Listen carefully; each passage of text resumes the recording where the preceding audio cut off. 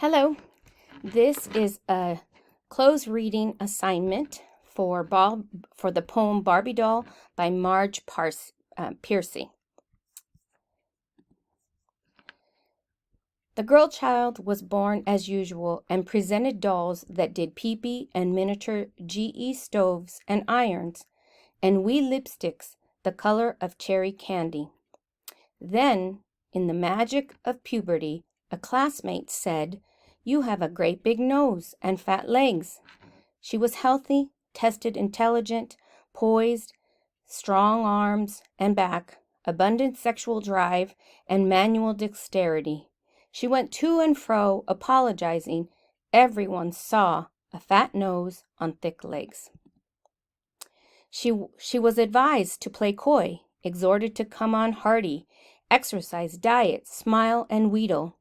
Her good nature wore out like a fan belt. So she cut off her nose and her legs and offered them up. In the casket displayed on satin she lay, with the undertaker's cosmetics painted on, and turned up putty nose, dressed in pink and white nightie. Doesn't she look pretty? Everyone said. Consumption at last. To every woman, a happy ending. So that is Marge Piercy's poem Barbie Doll. Okay, so now I'm going to explain how to do a closed reading. We've kind of done we've done closed readings for other assignments, but now let's talk about how to do it for a poem. So you're going to read through the text just as I did. After reading through the poem, you're going to subdivide it into sections.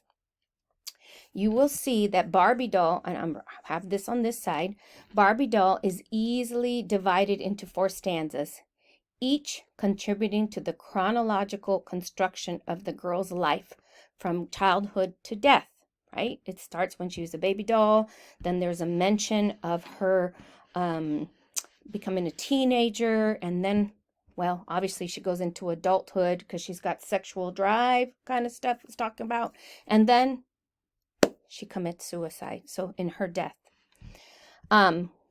Next, we're going to identify the form. I'm going to give you this one, but you're going to tell me why. So Barbie Doll is written in free form, and I've just said because, and we'll talk about this more in the end. Next, we're going to focus on what you believe the author is trying to say. You're going to identify symbols, metaphors, author's tone, anything that you can grasp on to find meaning. It's a short poem, okay? So I'm going to do stanzas 1 and 2 for you. We're going to kind of talk about it as we go, and you will do stanzas 3 and 4 on your own for your assignment. Stanza 1. Stanza 1 talks about this girl child was born as usual and presented dolls that did pee-pee and miniature GE stoves and irons and wee lipsticks the color of cherry candy. Then the magic of puberty. A classmate said, "You have a great big nose and fat legs." So let's take this apart. So the first stanza introduces a little girl, a baby born, right? And then it gets into right away into the stereotypical toys girls receive, symbolizing what? How society imposes these traditional female roles on women right away.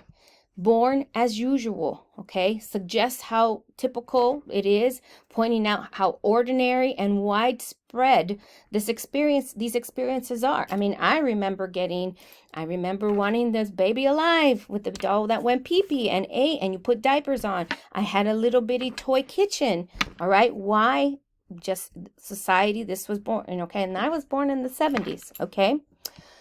The dolls that did pee-pee and the miniature GE stoves and irons represent the societal expectation for girls to assume maternal and domestic roles. Do you think that fits? I think it does. All right, you guys will kind of, what you take from this, it'd be interesting. You guys are obviously a different generation, but it would be interesting for you to see. I'd like to see what you have to think about this. We gotta go back. Wee lipsticks. Oops. Okay. We Lipsticks introduces the pressure to conform to beauty standards from a young age, okay? There was little commercials that I remember would be on TV, little girls putting on lipstick, play lipstick. The line about puberty introduces a turning point. A classmate's cruel remark about her appearance. The tone seems to change to sad. Then, in the magic of puberty. Dun, dun, dun. Okay? Now let's look at stanza 2. She was healthy, tested intelligent, posed strong arms and back, abundant sexual drive, and manual dexterity. She went to and fro, apologizing. Everyone saw a fat nose on thick legs. All right, so what did I think of this? What would my close reading assignment, what would I do? I would say Piercy lists the girl's positive attributes. She starts with that. Health, intelligence, physical strength, and manual skill. Then it goes, she went to and fro apologizing. Despite of all these admirable qualities, the girl's worth is overshadowed by her physical appearance. She had all these great things, but someone who goes to and fro apologizing doesn't necessarily have a very strong self-esteem. The repeated references to her fat nose and thick legs emphasizes how society fixates on superficial flaws, ignoring her true strengths.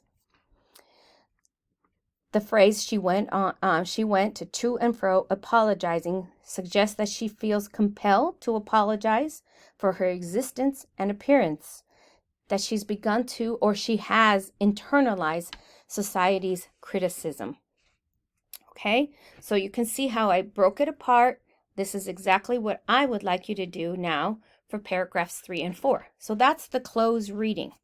Now, after you have done the close readings of stanza 3 and stanza 4, talk about this. Remember, there is 4 stanzas.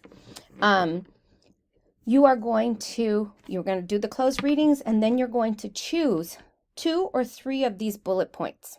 Okay, and you're going to write a paragraph describing how the poem addresses, highlights, or depicts any of these points.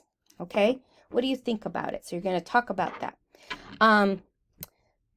You are also going to, so you're going to think about the feminist perspective, conformity, and what are those consequences to the conformity, gender roles, expectations, the impact of society has on our self-image, the critique of beauty standards. Well, it's not a critique. The poem just puts it out there. I want you to critique. What are these standards? Is it okay for a little girl to be wanting to play makeup? Should she? All right. I want you to consider the contextual analysis. We've done contextual analysis before. So remember, what do we do? We're then in a contextual analysis, you're going to consider the historical, cultural, biographical context when the poem was written. Remember, it was the 1970s. All right. So what was going on in the 1970s? All right. And finally, I want you to answer the question, why was the poem written in free form?